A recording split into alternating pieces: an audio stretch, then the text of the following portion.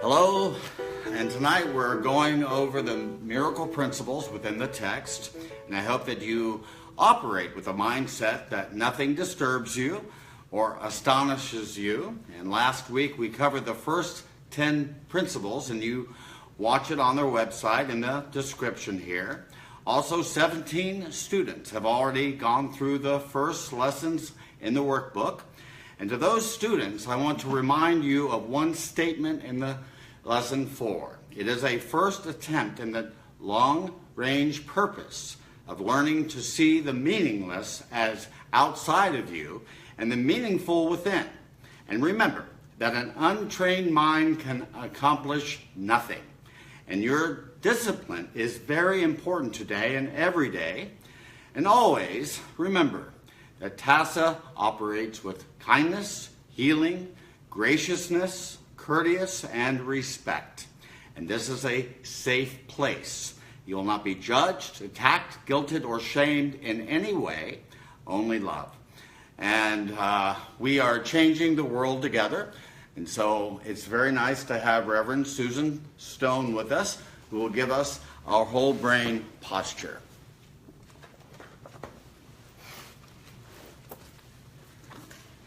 Welcome, everyone. Today our position is left ankle on top and left wrist. So you cross your left ankle and your left wrist on top. You roll your thumbs to the floor, interlace your fingers, and you can relax in your lap like I like to, or you can also kind of go into this yoga pose. So what we're doing is we're crossing the energy meridians in our body, and doing this allows the right and the left brain to start talking to each other. So go ahead and close your eyes and put your tongue at the roof of your mouth and start to breathe in through your nose. And as you breathe in through your nose, you are activating the parasympathetic system, which is the relaxation system. And the tongue at the top of your mouth is closing two major energy meridians so that the energy of the breath stays within your body. And this crossover, again, gets the left and right brain talking to each other so that you're in a whole brain state. A whole brain state is a relaxed state. You go from beta waves, which are kind of tall and skinny, to more laid out and relaxed alpha waves in which you can learn, make changes subconsciously, access your creativity and your inner understanding or connection to your higher self.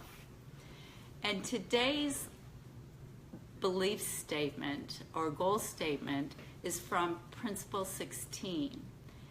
And what we're going to do is we're going to repeat this statement over and over again silently until you feel a shift.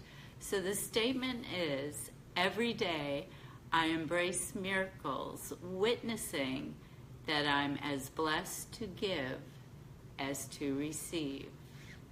Again, every day I embrace miracles, witnessing that I'm as blessed to give as to receive. So as you say that over and over again silently in your mind, you'll notice that a thought or feeling might pop up, and just surrender into it as you continue to repeat, every day I embrace miracles, witnessing that I am as blessed to give as to receive. And as you repeat this over and over in your mind, you will notice a shift. It might feel like a physical release or an emotional letting go, or it might just be an intellectual, I've got this. Every day, I embrace miracles, witnessing that I'm as blessed to give as to receive. And when you feel that shift, what that signifies is that any resistance to this idea has melted away, and this new thought has been rewired. You're actually creating neurogenesis in your brain, meaning you're reforming synapses to connect to this idea that every day I embrace miracles, witnessing that I'm as blessed to give as to receive.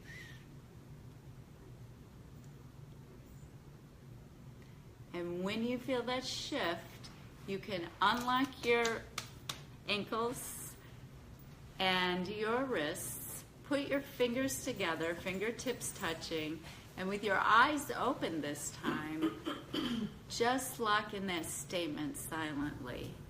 Every day I embrace miracles, witnessing that I'm as blessed to give as to receive. And this is like your save button. Thank you, Amber. Great. And I hope you enjoy the rest of the lesson, and we'll let Reverend Kevin take over. All right, folks. Boy, what a wonderful... Here. Oh, there we go. All right. Okay. Look, we're going through the next miracle principles in the course here. And this is going to be a powerful experience this evening. And so we're going to go through this. And I think I really want to go through at least 10 principles tonight. Okay? 11 through 20 at least, I hope. And this is going to be very interesting experience. Look, this is why I said don't be disturbed, don't be astonished either. Okay? What? And don't judge. And don't judge. Yeah, suspend judgment through this whole thing, and we're going to have a good time. So let me find myself here.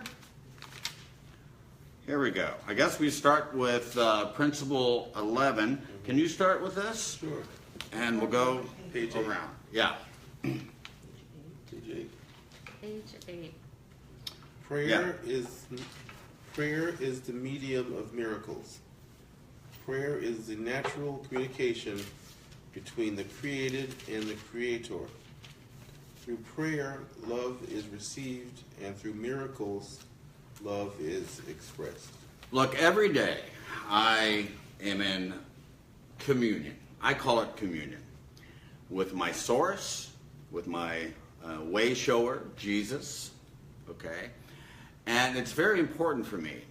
And by the way, in one of the supplements of A Course in Miracles, it is described as the ladder of prayer. Okay? And we're going to do that later and go through that supplement together. In the interim, however, I want you to know how important prayer is really an integral part of your experience, okay? So I'm trying to remember his name, Reverend Mike Beckwith. I think that is his name. Yeah. Yes, that's the name. And anyway, so, he really described the process that all of us go through in prayer. And it really matches what A Course in Miracle tells us as well. And it's really easy here. He says everybody at the beginning level, okay, the beginning student, starts with a mentality that says, to me, okay? That means I think that the world is happening to me, okay? All right. Then they graduate to the next level, which is by me, okay? Which says, look, everything that is happening in time and space is happening by me, by my thoughts, my mentality, my mindset, everything. You all get this? Yes. Okay. Then they graduate to the next level, which is the next level is through me. Let's say that together. Through me. Okay. You understand what A Course in Miracles asks us to do is to step back and to allow the light within me to step forward.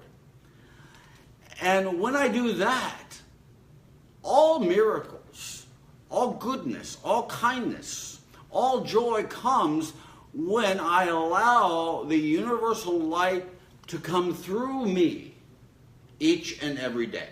And then finally, and you all know this because all of you are going through the lessons with us here, are going to experience you're going to experience this as well. The last rung, if you will, would be as me. Yeah, let's say that together. As me. That means that there's nothing within this time and space continuum that we are in that we're not going to bump against ourselves everywhere. And that's why I've said it many times as a reminder to each of the students and to myself. If you've got it, you've got it. If you spot it, excuse me, if you spot it, you've got it. Okay? So, let me say it this way. And you can agree with me or disagree, I don't care. Most of what people experience in their relations with other people is largely a projection. Yeah. It's a projection. Yeah. So, because people look in their side, they look inside of themselves and say they don't like what they like. They don't like what they feel. And so, ultimately, that needs to be projected outwardly. Then, I'm not bad anymore. She is, or he is. She or he is the reason why I'm experiencing the suffering that I'm feeling. Okay, I do this with every week with students in Miami, here, and all over the place as well. Really bringing the responsibility to 100% responsibility to the self. Okay? We have to know this. Do you have any questions or comments about that? Okay, that's a really easy miracle principle there. Okay, can we go to the next one here? 12. 12. Miracles are the effects of thought. Thought can make the lower order or create the higher order. This is the basic distinction between intellectualizing and truth thinking. One makes the physical and the other creates the spiritual. And we believe in what we make or create. Okay, so understand this principle real easily with me here. And I'm not going to go to the next miracle unless you and I are on the same page. God is as incapable of creating the temporal as the ego is incapable of creating the eternal. You get this? Wow. You look like you have a little question there. Ooh, yeah, I have to think about So let me say it again. Yes, please. God is as incapable of creating the temporary as the ego is incapable of creating the eternal. Because we're dealing with two levels here. One is purely an illusion, an hallucination, a fallacy. And the other actually is reality. And so we begin under the guidance and the leadership of the Holy Spirit, you begin to really create beautiful things in this dream state that we are in. And it's wonderful. And that brings happiness and not suffering in your experiences. Okay. So it's a difference than what A Course in Miracles refers to as two dynamics that you are presented at any moment. Okay, you are either making or you are creating. You are either creating magic or you are creating reality through your creative principles. You all get this? So if you're using the ego, we'll go right to you. If you're using the ego, then all that you are creating is the temporary. And this is why it comes back to you with a disappointment each and every time. Look, let me explain. You know, people have asked me all the time, Kevin, why aren't you creating like more stature or more experiences within this world? Look, folks, I've had my fill with this. At age 16, had my own TV shows for like 2 or 3 years. Published my own book. I had radio shows right here. Susan, you were there as well. Yeah. I have been the senior minister of Unity of Hollywood. I've done all of the things that I want to do. And every single time, it left me wanting more. Okay. All of that you really want in this experience is what is already given to you right now in this moment. Okay, you had a question. My question is, didn't God create the world, though? Didn't God create this beautiful world that we live in? Okay, there are two schools of thought here. I'm gonna explain my school of thought here, that this is wholly temporal, and because of it, it was a miscreation and not creation. Because anything that God created doesn't bring suffering, does not bring an experience of death, it does not bring an experience of lack or limitation. God creates only that which is eternal within you and me. When the ego, look, let me say it another way. We have an energy here. We all have it within us. That energy is present when we miscreate or when we create. So I can miscreate anything within time and space and create it with the energy I'm bringing to it. Okay? Now that could be helpful, okay, to the world and to myself. I have done that many times. We're doing that right now. Okay, we're in time and space and we're trying to create a beautiful experience. Okay, but again, I guess the larger question we can ask ourselves is, what brings suffering to almost everybody within this realm? It is because we are attempting to place our treasure where it is not. Our treasure is not in time and space. The kingdom of heaven is within me. This is why I restated it here in lesson 1 in my introduction here. It is a first attempt. And there's Charlie going crazy, but that's fine. No. It's what A Course in Miracles says, and all of you have read this in lesson 4, right?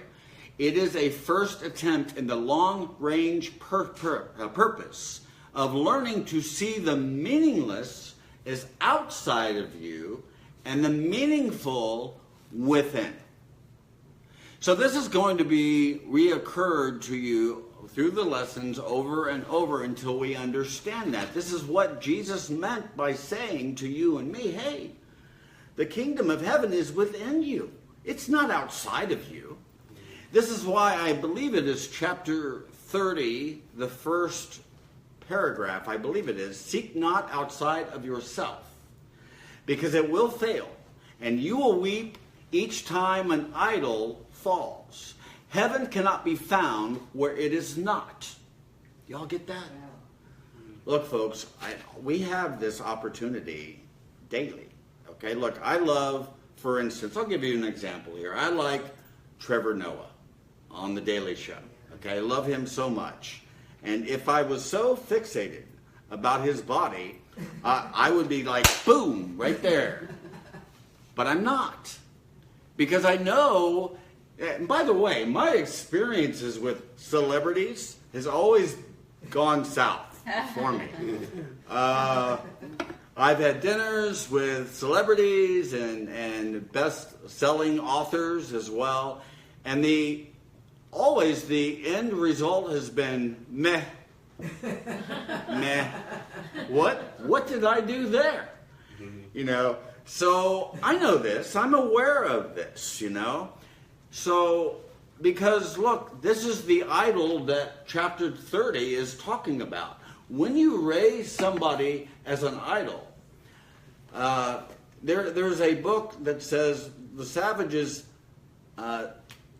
put an idol up and give prey to that idol, and when that idol falls, then that idol becomes a recipient of your attack. So that's why, of course, the miracle says your special love turns into eventually your special hate. Because you're asking for that person to give to you something that was never meant to be given to you. Pedestals are meant for knocking people off. Exactly. Pedestals are about knocking them off. And that's happening right now. Yes. No, but it's true. So- I think that everybody, you know, if you put someone on a pedestal, they're surely going to disappoint. Yeah. And then I'm always worried when somebody puts me on a pedestal. I'm waiting for, I can't wait till they figure out I'm nothing special either. Exactly. Yeah, Rhonda. it becomes I hard. just wanted to say, and correct me if I'm wrong, but because I've learned to not have any expectations with Yeah. people, with situations, with anything in life.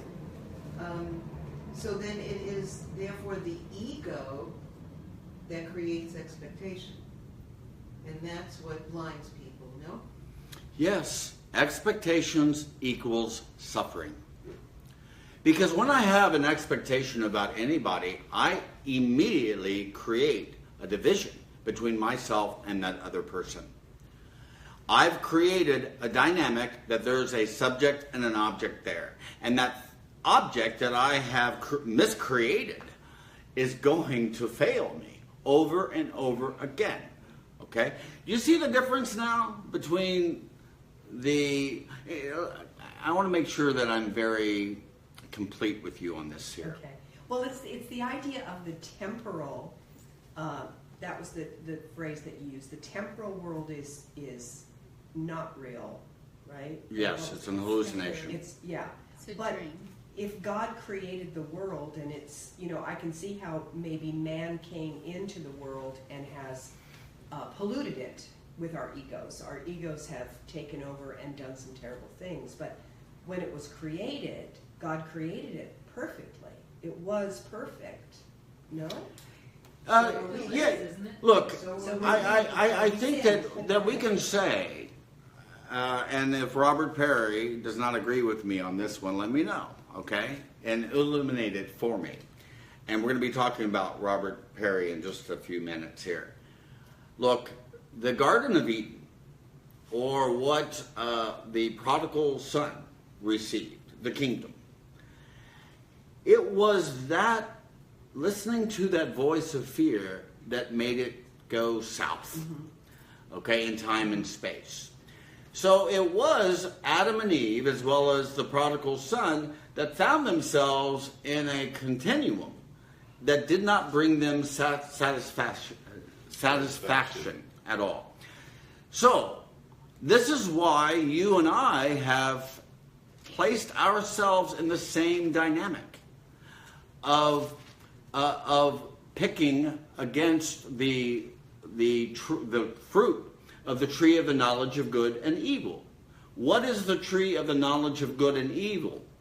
It is the tree of duality. Good, bad, right, wrong, beautiful, ugly, failure, success, and so forth. It is that continuum brings suffering, because the resonance of it does not resonate with us, because we are an eternal being. And so we're not going to have a resonant experience with those temporal things. And that's why they brings us disappointment. Does that make sense? Yes. Okay. Come on, bring it Well, on that some makes more. sense. Yes, I agree with that. Okay. But that still doesn't answer my question. Re- about re- the fact rephrase that it for me. When the world was originally created, before the temptation and the choosing of the tree of knowledge, of good Okay. and evil, that there was a perfection here that was created by God. Okay. Man didn't create the earth. Okay. Or are you saying that man did create it? Okay, there's two schools of thought about this as well. Again, I would say that, again, I want to restate it again. God is incapable of creating anything that is temporary. The world, the reality of the world, okay, and there is a reality world there, and we can talk about it, but that comes through the portal and the window of the eternal timeless now, and has nothing whatsoever to do with time and space. So the world then does not have, the real world does not have a beginning and an end, because that would imply the temporary nature of the ego. So we don't give any energy or attention to that. So the answer to your question is no. God did not make anything that is temporary. God only creates that which is eternal. However, we have to know this as well, that when I bring into this time and space continuum love, that is eternal. So when I love you eternally, Georgie, that does create experiences that further our experiences of love and the eternality that lives within me and you. That's real. And A Course in Miracles even goes further and saying, look, you look at all of your things that you have done in the past. Okay? Anything that you have done from a posture of fear, that is not real. Okay? And is completely forgiven. But anything in the past that you have done coming from a premise of love is real and continues to bring itself to the present as well as into the future. You see the differences there? Mm-hmm. Okay. Again, I want to ask the Circle of Atonement too, if you can clarify that for us, because that's a difficult one. But personally, I don't think that God created anything that was temporal, because it does not. Yeah. I was thinking while you were saying that a tree has leaves and acorns and seeds and drops the seeds and eventually dies. Yeah. But the seed of the life of the tree goes on. Mm-hmm. It's eternal. It may change form, just like we change form. So let me say it differently then. Georgie, you cannot die. Mm-hmm. The same thing. Mm-hmm. The same principle. Okay, that is why there is no death. Mm-hmm. Okay? And your soul cannot die. Your soul cannot die. Right. So, as opposed to what? The body. Well, the body is not you. Yeah. So, yeah. Right.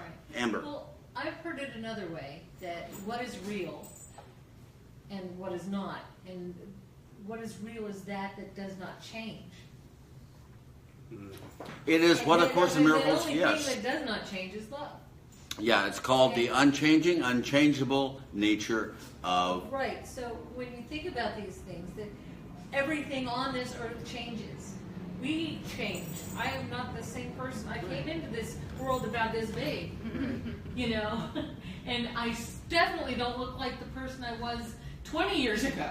And I'm not that person anymore either, because I've completely changed. So therefore, but there's inside an is essence energy. that is the essence Right. of There's who a she is. spirit. Your spirit is the only thing that has continued is forever. through the entire process. Which is like Right. It does not change. Is that Right. the presence Right. is there. Yeah, good, The presence of my spirit is there. Yeah, that's a good analogy. Yes. So if Okay. God created that aspect of life, There you go. then in that way he created the world, or it created the world. Yes. Is that there is this energy of life that is eternal, that transforms and changes shape and becomes different things, but it is eternal. That's But right. the ego, or the miscreations that we do and have, The ego are not makes it look eternal. like something separate from us. No. And to piggyback on what you just mentioned about change, Right. this is why people don't like change. Because Ego it miscreates, and so that isn't Okay, so when we experience change personally, what it does is it reminds us of the collective change that all of us went through when love changed to fear, to oneness, to separation, and so forth. When we experience that collectively, then we're going to experience fell it. into this. Yes, exactly. Does that make sense, to everybody? Yes. So what about Yeah. the philosophy that the world was created by a collective consciousness, which is all of That's true. Look, there is only one mind here. right. Yeah. And the Son of God is, there's only one Son of God, son or daughter, whatever you want to call it. I That's all hope of us. I'm not saying the wrong thing here, and correct me if I am. Yeah. But I agree with you. Mhm. I believe too it's a collective consciousness of much that's beyond our Oh, knowing yes. here on this earth. But I just lost my It'll come back to you. Don't worry about It's, it. but Okay. this is like quantum physics and stuff and things, and but the truth Oh, is, go ahead. Because there you go. Like It just came back to me. And I don't mean to offend anybody at all. because, Again, yes, I yeah, don't be disturbed, anybody. No, but to all of those listening, God, if that's what you're comfortable calling your source, the universe, the collective consciousness, goddess, spirit, whatever it is that you relate to is the same source that is being called God. Mhm. It's all one. Absolutely. Do you know what And I think universe people get means? confused with that. Do you know what universe means? One. Verse. One song. One. Oh, okay. One song. One song. Universe means one song. And sin just is the Latin word for miss. Right. You Like a miss. miscreation. Look, and that's why, of Just course, a miss. And you still use that word in Archery. archery. Right. And when Miss you the mark. miss the target, it's a sin. Yeah. But that's all it means. Oops. yeah, but it doesn't mean, it means you It doesn't miss the mean mark. It stolen. doesn't mean that you're sinful. And there's a Right, big difference exactly. there. Sin, and that's where we get a little bit. Exactly. And by the way, when you mentioned the song, of Course in Miracles numerous times refers to an ancient song that we have forgotten.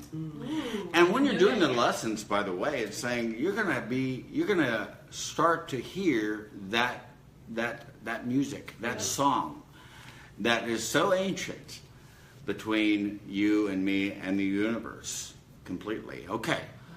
Let's go to the next one here. Number 13. That was a good one, though. Look at us. Yes.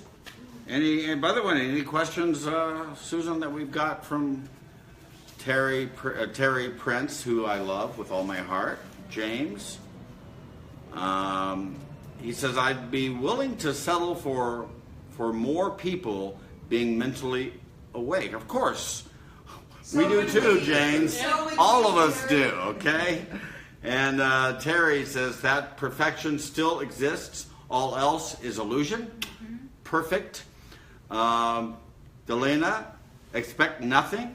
Appreciate everything. This is why we say, may nothing disturb you, may nothing astonish you. That's from Saint Teresa. Anybody else here? Linda, pray to you as well. Okay, let's continue. Is it Rhonda. 13, Marat? 13, yeah. Miracles are both beginnings and endings, and so they alter the temporal order. They are always affirmations of rebirth, which seem to go back but really go forward. They undo the past in the present and thus release the future. Okay, so it says it is always an affirmation of rebirth. Look, whenever you live and move and abide in the eternal timeless now, that is a rebirth. Okay? And that's our experience. And by the way, this is why this miracle refers to collapsing time and space. Look, I won't be specific about this, but I have seen the evidence of this. It has blown me away so many times. I have 100% confidence that this is true. I have done this every time when I have that prayer. I may have chosen poorly because I may have chosen poorly because I was mistaken. The Holy Spirit will undo all of the consequences of my wrong mistakes if I let him.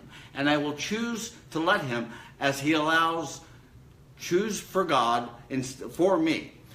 And in that process, and in that prayer, it says, I am not guilty. And the Holy Spirit will undo all of the consequences of my wrong decision if I let him. And every time that I have done that, I have seen time and space becomes collapsed right in front of my eyes. When I believe it with conviction, with confidence, and with faith and belief. That is very important that you have. It's one thing to say something, the concept of a belief, but when you believe that belief yourself 100%, boom, this is what we have said before as well. And I have mentioned this to Susan here as well as the classes. For instance, the moment that you have in your mentality, oh, everything is gloom and doom, then boom, it happens.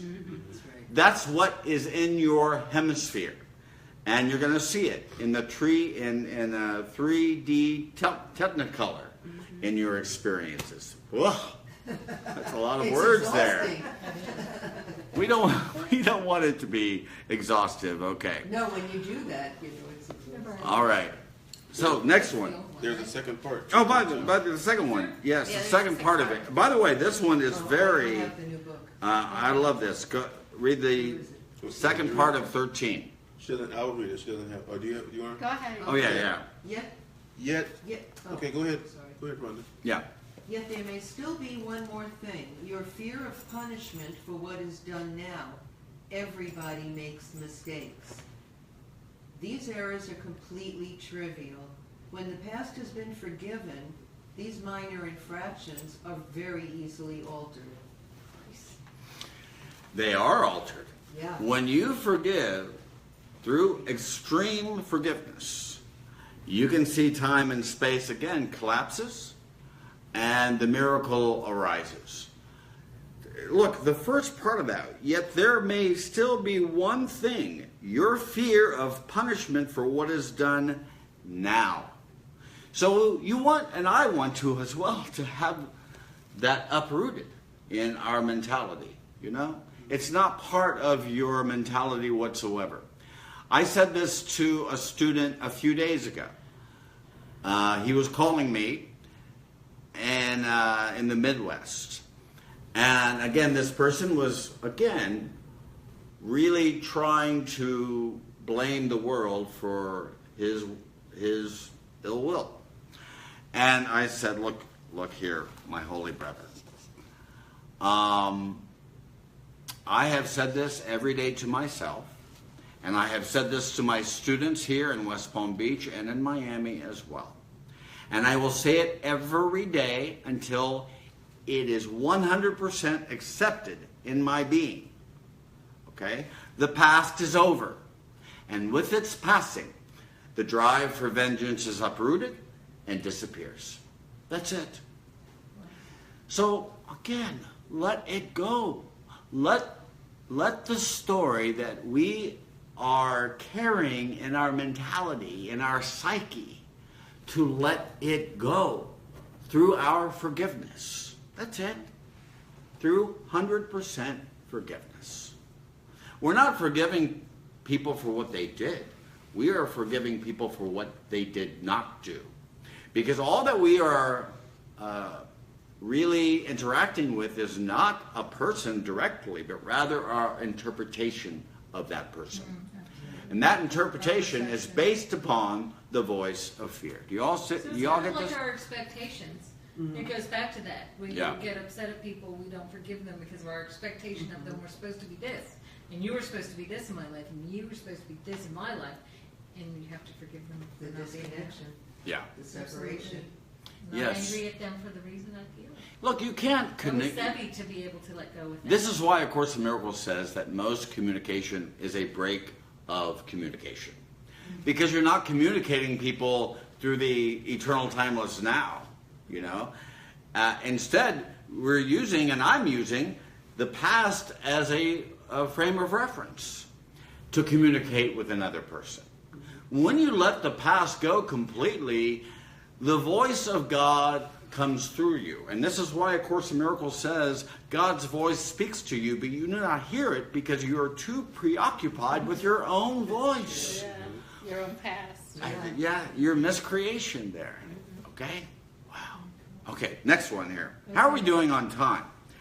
By the way, I know we're now. I'm going to get you that clock. Oh, we're 8:07? What time is it? 8:05. Good, we're good then. The next principle then. Because we got a huge one coming up here. Okay, Go ahead. all miracles attest to truth. They are convincing because they arise from conviction. Without conviction, they deteriorate into magic, which is mindless and therefore destructive.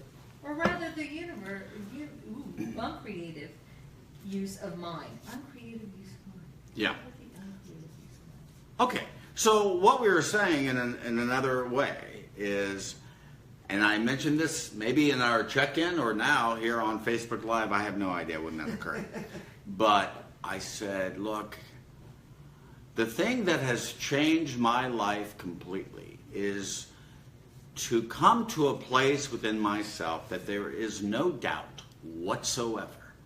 There is 100% conviction and confidence and faith and belief in the principles that we are being presented to us in this experience. You know, this is what the first statement from A Course in Miracles says here, you know. And it's at the very beginning here, folks. It says, No order of difficulty. well, no, beyond that as well. I want to make sure the words, nothing real can be threatened, nothing unreal exists, and herein lies the peace of God. Normally that comes right out of my head, but I had to read it this time. Nothing unreal exists, nothing real can be threatened, nothing unreal exists, and herein lies the peace of God. When you have conviction that this is true, when you have confidence with it, I'm not talking about a concept here. I'm talking it, you know it, mentally, emotionally, spiritually, and everything. I have, and this is what I said to a friend yesterday, there is no veil that the love of God and us together cannot lift. Have some conviction about that, you know? And this is why, Amber, it says it goes into miscreation when we start to doubt. Well, what about this? What about that person, how they're acting, and so forth? That produces miscreation instead of creation. This is why I say life is action, not reaction. Okay? It reminds me of a quote, and I don't know where it's from, but it's on Facebook a lot. What if I fall? But oh my dear, what if you fly? Something to that effect. Yeah. Looking at first to the what if, the worst that could happen, but Yeah. letting that go and not even considering it because maybe you'll fly. Yeah. Just be in the moment and do it with Exactly. faith, with trust. Any other questions or comments before the next one? Yep. Okay, the next one. 15. Each day should be devoted to miracles. Time was made so you could use it creatively and convince yourself of your own ability to create. Time is a teaching device and a means to an end. It will cease when it is no longer useful in facilitating learning. Have a good day. Since only eternity is real, why not use the illusion of the time constructively? You might remember that underneath are the everlasting arms. You should begin each day with the prayer, help me to perform whatever miracles you want of me today. Okay, and so Robert Perry gives a footnote there. His team did. I don't know. I'm pretty sure it's Robert. Where it says creative, and it's cognac. I don't even know how to say this word. And by the way, I didn't even know that word at all. I had to go to the dictionary and say, what the hell does that mean? But it means it's the the parentage and the lineage of a word, that you can use that word in the family of it. And that's what he's referring to. Are you under 8? No, I'm on 15 and reading the footnote. For Below. number 7. For 7? Okay. Yeah, 7. Okay. Creative and its cognates. Cognates. Cognates. Have you guys heard this word before? No. I think it's a made-up one, and No. It's not confetti. The thing about It's reading not it, of course, confetti. it does Confetti. expand your Okay. vocabulary. We know what it means is productive. Okay. In the early dictation, referred to expressing the power to create, creating something, rather than to being imaginative or original. It is thus similar to productive. In this miracle principle, you are creative, productive when you perform miracles. This also explains the word constructively in the next paragraph. So, it can be productive under the leadership and the guidance of the Holy Spirit. It is not productive under the leadership of the voice of fear. Okay? Secondly, yeah. No, Amber, do you have a question? there you go. Anybody? Okay. Secondly, where it says, and this is one of my favorite things, folks, I say it every morning, Me and I too. write it down, help me to perform whatever miracles you want of me today. That is it. And that's principle 15. Okay, and there's a 3, there's 2 and 3 under 15. Can somebody? I've read 2. Let's read 3. Okay. Notes on this course should be read only under good learning conditions. They should also be reviewed with the same rule applying to review periods. I'll tell you when, but remember to ask. I don't know about you, but there's been moments throughout the day where I wanted to read A Course in Miracles, or I wanted to write in my journal to Jesus, hey Jesus, blah, blah, blah, blah, blah. But I am not 100% there. And so there's a voice that's saying, no, do it later. Do it later when you're more present, you're more in the eternal timeless now, and don't get so stuck with the past and the future. You're not going to hear what I'm telling you to do because you're not here and now. You're elsewhere. You're somewhere else. Be here now. And so that's very important that we understand that as we go through the lessons. Any questions about that? Okay. Next one, 16. You? Miracles are teaching devices for demonstrating that it is as blessed to give as to receive. They simultaneously increase the reserve of strength in the giver and supply the lack of strength in the receiver. I have forgiven you, and that means all hurt and hate you have ever expressed is canceled. I need the children of light now. You who live so close to God must not give way to guilt. The karmic law demands abandonment for abandoning, but you have received mercy, not justice. Help the children because you love them and love God. Remember, a miracle is a spark of life. It shines through the darkness and brings in the light. You must begin to forget and remember. Okay. Now, Reverend Susan talked about Principles 16 and used that in the whole brain posture. And thank you for that. And I really wanted to focus onto this statement. The karmic law demands abandonment for abandoning, but you have received mercy, not justice. Mm-hmm. So this is really asking us to get rid of guilt entirely. Mm-hmm. I said this last week, but it bears repeating. Guilt is the glue that keeps the ego's dynamic together. Okay? People that feel guilty will inevitably create a scenario in which they punish themselves. Oh, completely. Completely. Hallelujah. So keep that in mind. Secondly, the karmic cycle the karmic wheel is not real.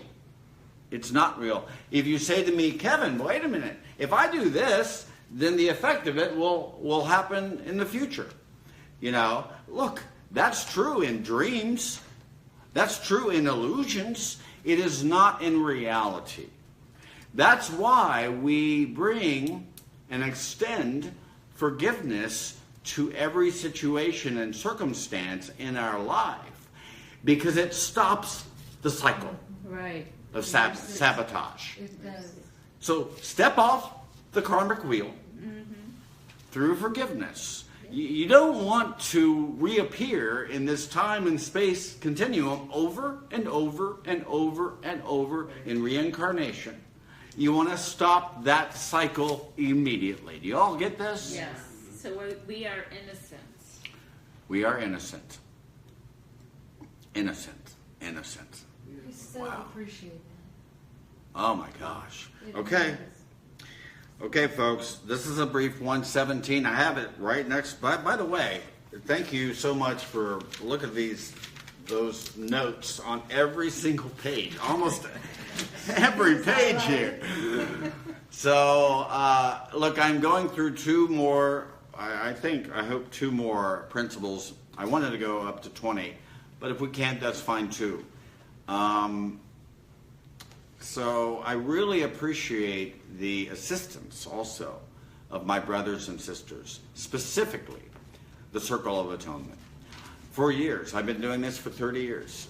And when the Circle of Atonement was available for me, it's really easy to find it on your website, circleofa.org.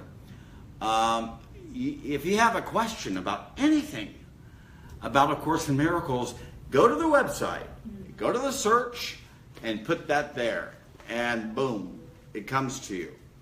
And so I really invite you to do this. And by the way, the link in the comments below will give you where to go there, number one. And it's about sex, that specifically. And we're going to go here right after this principle. So somebody read the next principle, 17. Okay. Miracles are the absence of the body. They are sudden shifts into invisibility away from the physical level. That is why they heal. Okay. So, let me say it this way. That which is invisible is more real than that which is visible. Because what we are dealing with is a difference between form and content. A difference between cause and effect. Now that cause and effect relationship, when it's under the leadership of the ego, I don't even know why you use the word leadership, because it's not leadership, the guidance or whatever of the ego. You have the appearance of a cause and effect relationship there, but that relationship is not even real. Okay.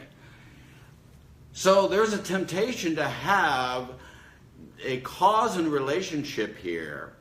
Yeah, there's a cause and a relationship. I can see myself as cause and this as the effect. But that again is not real. What we really want to connect with is the realization that cause is God and its effect is the Son of God, the daughter of God. That's you and me. That is the effect. You see the difference there? So we want to be the author of our reality, and we're not. That is an illusion. The authorship comes from God and not from us, because we itself are an effect of God's thought of love. You see the difference Yep, there? absolutely. Okay. Okay, here's now everybody, just do this. Hold down, because you're going to need to, because we're going to talk about sex Oh boy. here. And you'll, come on, this may be new for you too, my holy brother, because you and I are on the same page for this one. And Russell, you too, and Aaron too, and Esteban, and everybody here. Okay. So let me restate it again. May nothing disturb you, and may nothing astonish you. Be with this, accept what works for you, and what doesn't, discard it, and that's fine. Okay, look, and this, I don't want to take too much time, but this is very thorough, and I communicated with Robert Perry in England from the Circle of Atonement, and I said, okay, I'm talking about sex tonight, and I'm sure he is aware that I'm in a relationship with a male person, Aaron, and so when I opened to this section, I had to pause. And I called the manager of the bookstore, because he was available at the Circle of Atonement, and I mentioned this. He goes, do you have any problems with the course? I said, maybe this one. Maybe this one. And he said, keep in your mind something.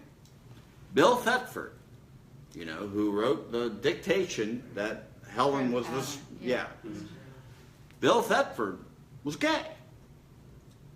And I thought, when he said that to me, I thought, you know what? I read all of the cameos, all of the interaction between Jesus and Bill and Helen. Mm-hmm. Not even one moment. There was not even a second where Jesus began to criticize or judge Bill for anything that he was doing. He always met it with correction and not punishment. Okay. Keep that in mind. So last night at 2 a.m., because my sleeping pattern is very strange, I sleep from like 1 to like 5. I get it. Yeah, I know. I'm with you, man. Maybe I'll take a nap. I tried to take a nap today for like an hour.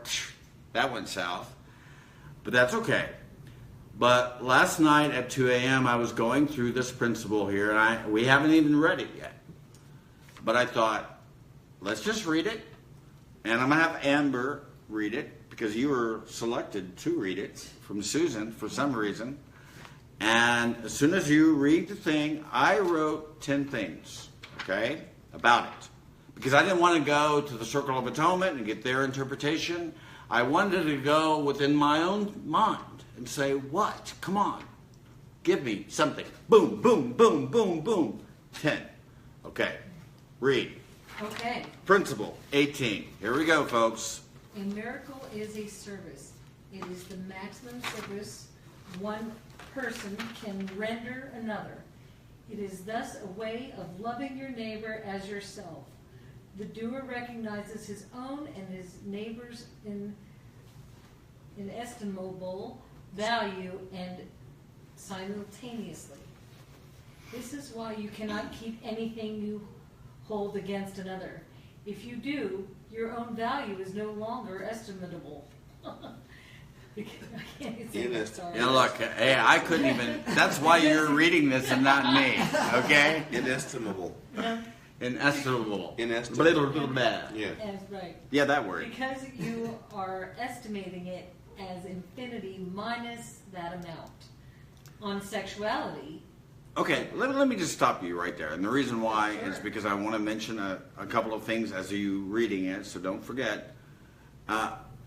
It says, because you are estimating it as infinity minus that amount. And Robert here on the footnote says, your value, in other words, now appears to be infinity minus the amount you are holding against your brother. You see this? Right. Okay, good. Everyone understands that. I don't need to opine about that because he's very clear about this. Go ahead. On sexuality. Homosexuality is lacking in love only to the extent it is based on the principle of exclusion. Okay, let me stop you again. It says, only to the extent, that's the operative phrase that really helped me, only to the extent it is based on the principle of exclusion. Okay? All right. All right, and he's going to give everybody yes. should love everybody. It's wrong to deny the beauty of some souls because the body structures of which you are afraid. It is essentially unhealthy to attempt to limit fear, but fear cannot be limited, just as love cannot have limits. Okay, let me stop you there again. It says, because of body structures of which you are afraid. Now, and I believe it's in the cameos as well. And by the way, I get that. Robert, I'm going to Yeah. explain this. But Robert says, go through cameo 11, which is the instruction on sex. And I forgot that cameo was there. I did read it, and I'm going to hope to mention it in just a minute. But this is very important because one of the cameos, it said that when somebody experiences, as they did with me through my 2 brain surgeries that occurred 1 year ago today,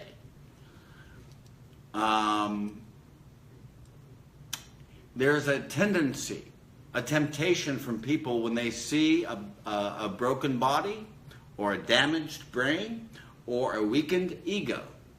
What do with that? They recoil against it. Now, with homosexuality, this has been my experience, and you tell me what your experience is, Ewell, and you tell me as well if you like guys like I do, that there's a tendency to really focus upon beautiful faces and ignore ugly faces. This happens in my experience. How about you? Yeah. Yeah.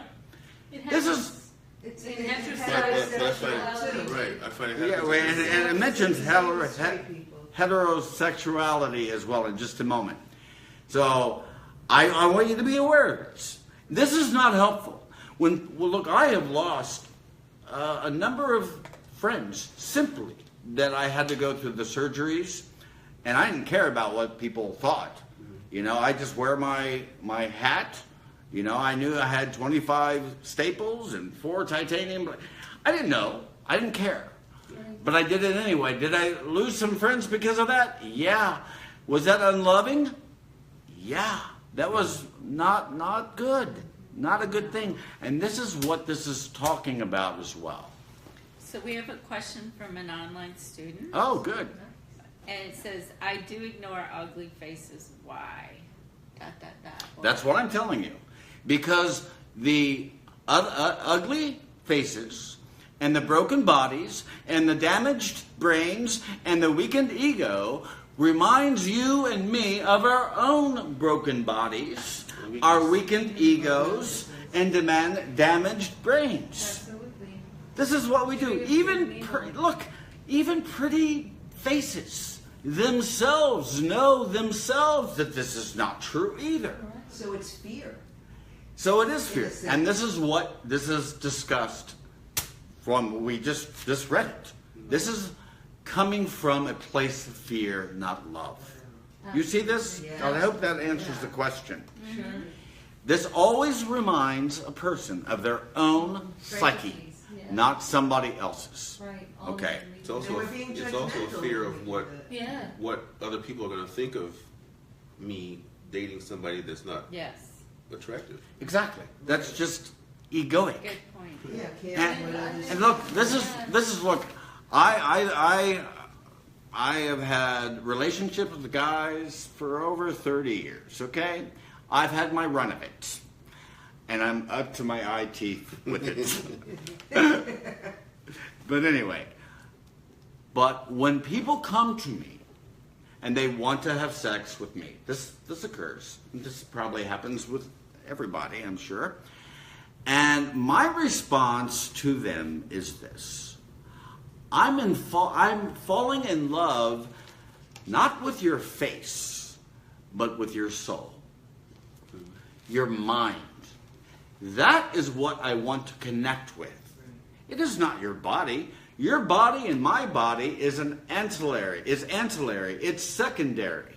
It's not to who I am. So it's a difference between the difference between using the body as a means instead of seeing as an end. So that's why relationships are bound with expectation, you know. And look, just yesterday, I'm sitting at my patio, and we may go a little longer. I don't even know what time it is right now. 8:32. 8:32. Can we have a few? Sure. This is a real interesting conversation. You know what I'm saying? Yeah. You can't just stop, you know? Yeah, I can't just stop right now, Susan. We should have started here. We should have started here. We always say that when you get there. So yesterday, look, my neighbor was outside. My neighbor outside was, you know, in his shorts, and I'm just sitting looking at him, right? And he takes his what do you call it when you cut your fingernails? Finger clipper. Yeah, Nail clipper. Nail clipper. So he was going through his toes, and there, and I'm like, this is why relationships go south. When you think that you're looking at a beautiful body there, oh, and then reality hits you like crazy. This is what happens. Look, this is what happens when you want to connect with somebody who has some stature and media or something. This happens every time. Well, we seem to think that we're attached. We see this beautiful body and the beautiful face that attracts us, and then we think, oh, it's going to have a beautiful soul. Right. And that's not necessarily true. It's not awake yet. No. Some are. It's usually- Some Look, are. this Right. is what A Course in Miracles calls the fantasy. Right. Yeah. And that fantasy is what you are placing between yourself and that other person. You're not dealing directly with reality. Absolutely. You're dealing with... An illusion. Okay, so continue. Okay. Heterosexual attitudes can be similarly distorted. Boom. But do contain a more natural potential. Sex relations are intended for having children. You have misunderstood sex because you regarded it as a way of establishing human contact for yourself.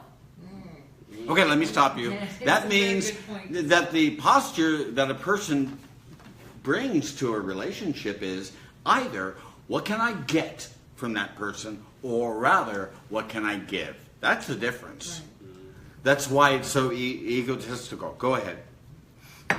Because you regard it as a way of contact for yourself. This has led to the body image problems. Children are miracles in their own right. They have already the gift of life, and their parents provide them with the opportunity to express it. Okay, two quick things here. First, Robert, again, in his footnote here, or the Circle of Atonement, says this refers to body image distortion, which is when a person's view of his or her body is significantly different from reality. For instance, an anorexic may see her emaciated body as overweight.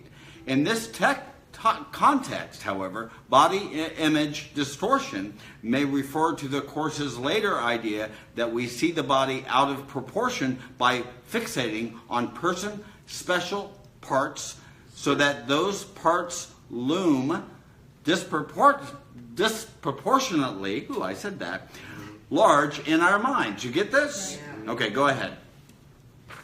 Okay, hold on, because I read that too, sorry. Nothing physical, mental, or spiritual should be used selfishly. The pleasure from using anything should come from utilizing it for God's will. You should live so that God is free to arrange temporary human constellations as He sees fit. If you have not had children, do not interpret this as in terms of guilt. Many children who are already here need spiritual parents. The poor are always with us, and many who are born have not been reborn. Okay, one more thing, and then we're going to finish with the last paragraph, and then we'll probably continue this conversation next week. Wow, what a starting point. Yeah, what a good starting point. So you all should share this right now with your brothers and sisters, because we're going to have a really good conversation with the community here. Helen Schucman had no children. And Jesus said to her specifically, don't worry about that. You got a spiritual children here that is really going to improve the world. And boy, it did change the world significantly. And the last paragraph. Thank you for patience. And thanks, Susan, for hosting here this evening, right? Thank you, Susan. And her patience, because we're going a little longer than we normally would. Okay. Human birth, maturation, and development is a microcosmic representation of a much larger process of creation and development of abilities. It is subject to error as long as the real purpose of free will is misunderstood and misdirected. The real function of parents is to be wiser than their children in this respect and to teach them accordingly. So this is so important, because I had mentioned this last week, that whenever I listen to the story that my father gave me of limitation, lack, struggle, striving, blah, blah, blah, blah, blah, I carried that story for a long time. It was not helpful. And until I let it go, it was gone. The Son of God is in chains as long as he is in chains. And when he sees himself as free, he is free, from A Course in Miracles. Keep that in mind. And that's why it's so important with our children to give them a story that's coming from a posture and a premise of love and light and joy. Not one of doom and gloom and then boom. Right. Okay? That's right. Okay, folks, a couple of things here quickly here. Look, on the link below in the comments is a very exhaustive explanation from Robert Perry. It's in the comments. Read that story, that explanation, and we're going to talk about it next week. And I didn't even go through my 10 things. Through the 10 things, because you said you would. I know, but I'll do it next week. I think that what we've done already is important anyway. So yeah, tune in next week, and we're going to be talking about this too. And look, I guess that's it. Any final comments or questions? Thank you. Thank you. Okay, folks, and no one has told you today that they love you. Allow us to be the first. We I love you, and we are in touch.